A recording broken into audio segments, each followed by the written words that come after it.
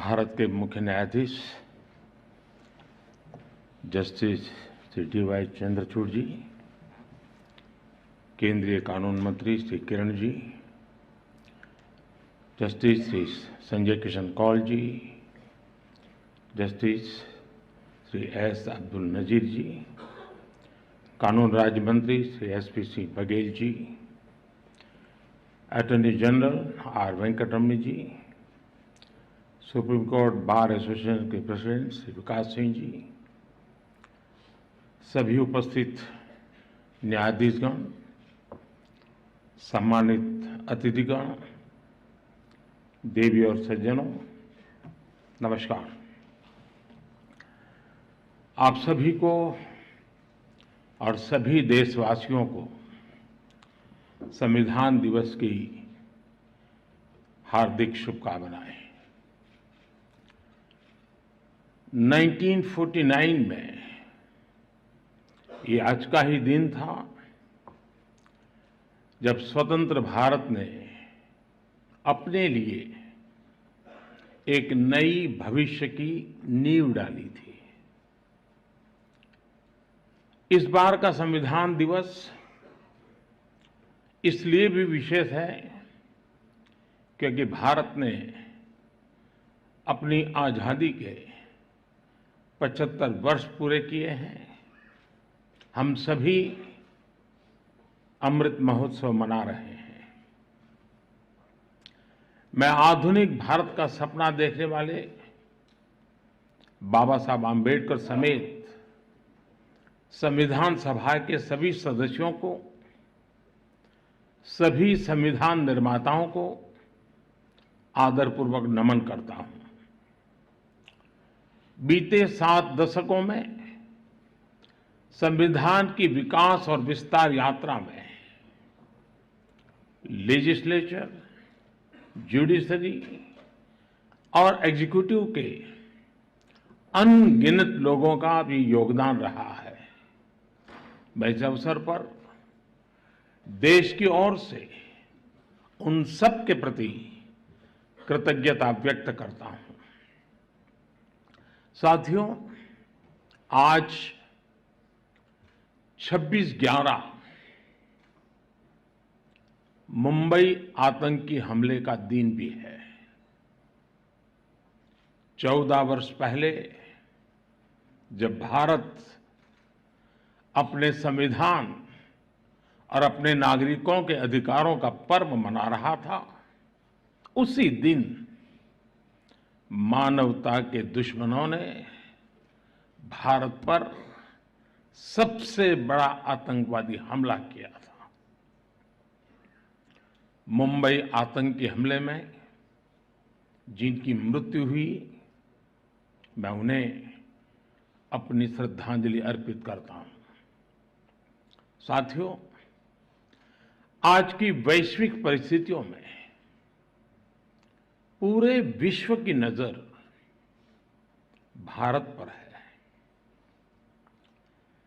भारत के तेज विकास,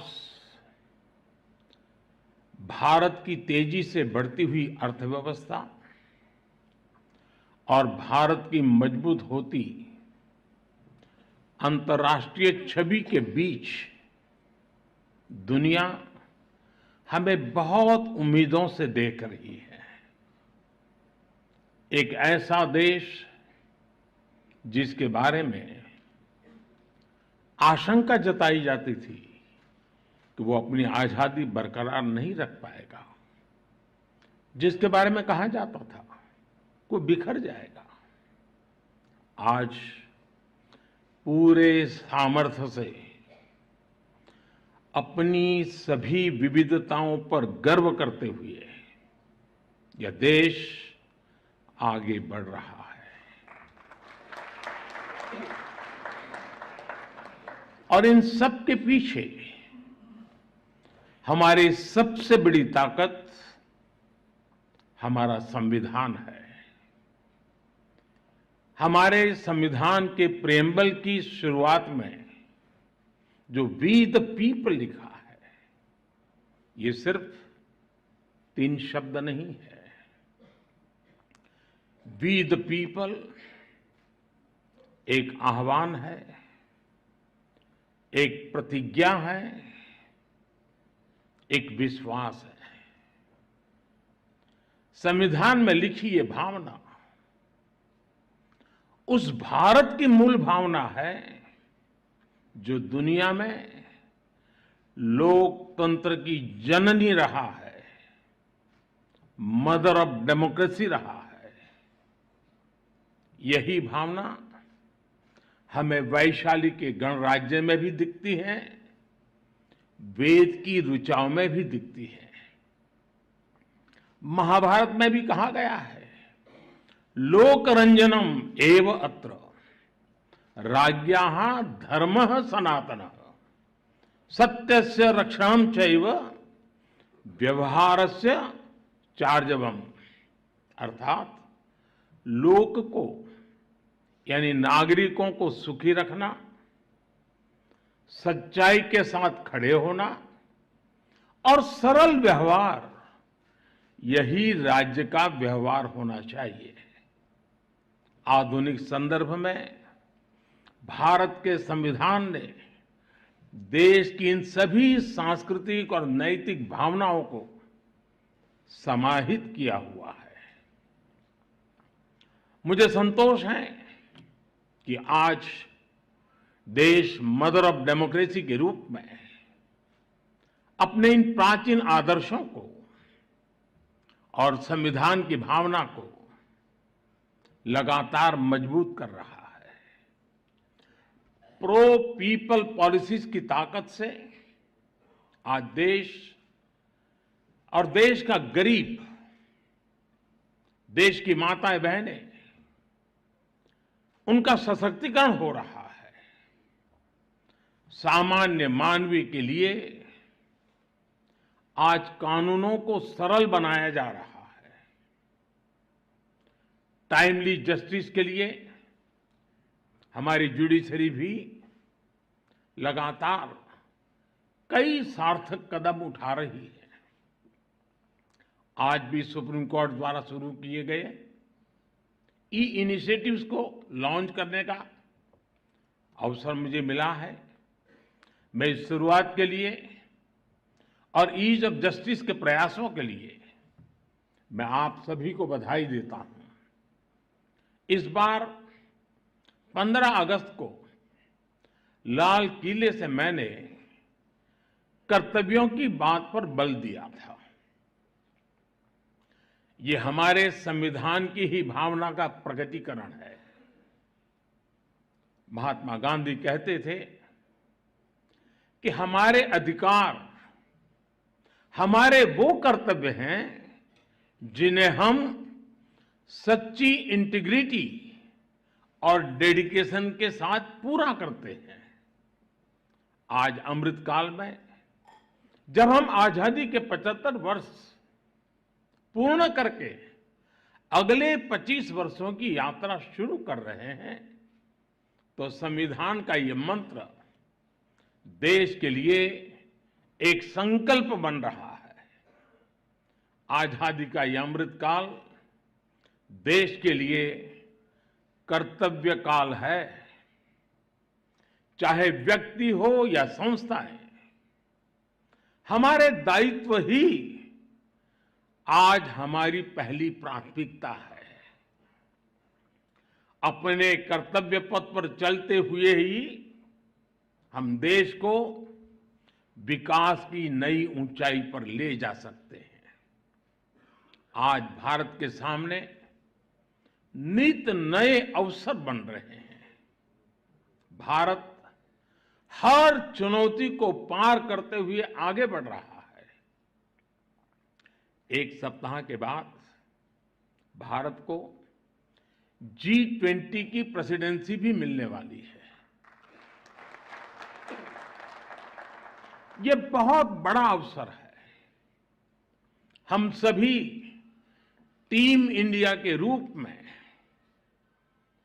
विश्व में भारत की प्रतिष्ठा को बढ़ाएं, भारत का योगदान विश्व के सामने लेकर जाएं, ये भी हम सभी का सामूहिक दायित्व है। भारत की मदर ऑफ डेमोक्रेसी के तौर पर जो पहचान है, हमें उसे और सशक्त करना है। साथियों, हमारे संविधान की एक और विशेषता है जो आज के युवा भारत में और भी प्रासंगिक हो गई है। हमारे संविधान निर्माताओं ने हमें एक ऐसा संविधान दिया है जो ओपन है, फ्यूचरिस्टिक है और अपने आधुनिक विजन के लिए जाना जाता है। इसलिए स्वाभाविक तौर पर हमारे संविधान की स्पिरिट यूथ सेंट्रिक है। आज स्पोर्ट्स हो या स्टार्टअप्स, इंफॉर्मेशन टेक्नोलॉजी हो या डिजिटल पेमेंट्स, भारत के विकास के हर आयाम में युवा शक्ति अपना परचम लहरा रही है। हमारे संविधान और संस्थाओं के भविष्य की जिम्मेदारी भी हमारे इन युवाओं के कंधों पर ही है।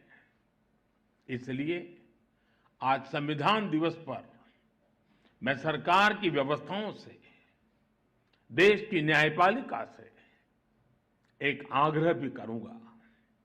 आज के युवाओं में संविधान को लेकर समझ और बढ़े, इसके लिए ये जरूरी है कि वो संवैधानिक विषयों पर डिबेट्स और डिस्कशंस का हिस्सा बने।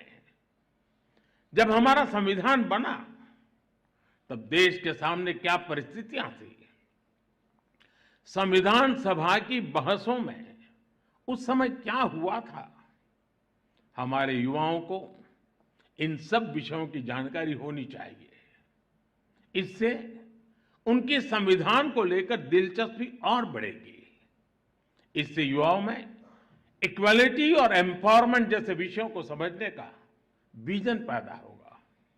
उदाहरण के तौर पर हमारी संविधान सभा में 15 महिला सदस्य थी और उनमें एक दक्षयानी बेलियाउधन वो महिला थी जो एक प्रकार से वंचित समाज से निकल करके वहां तक पहुंची थी। उन्होंने दलितों, मजदूरों से जुड़े कई विषयों पर महत्वपूर्ण इंटरवेंशंस किए। दुर्गाबाई देशमुख, हंसा मेहता, राजकुमारी अमृत कौर, ऐसे ही और कई महिला सदस्यों ने भी महिलाओं से जुड़े विषयों पर अहम योगदान दिया था। इनके योगदान की चर्चा कम ही हो पाती है। जब हमारे युवा इन्हें जानेंगे तो उन्हें अपने सवालों का जवाब भी मिलेगा। इससे संविधान के प्रति जो निष्ठा पैदा होगी वो हमारे लोकतंत्र को, हमारे संविधान को और देश के भविष्य को मजबूत करेगी। आजादी के अमृत काल में ये भी देश की एक अहम जरूरत है। मुझे आशा है संविधान दिवस इस दिशा में हमारे संकल्पों को और अधिक ऊर्जा देगा। इसी विश्वास के साथ आप सभी का बहुत बहुत धन्यवाद।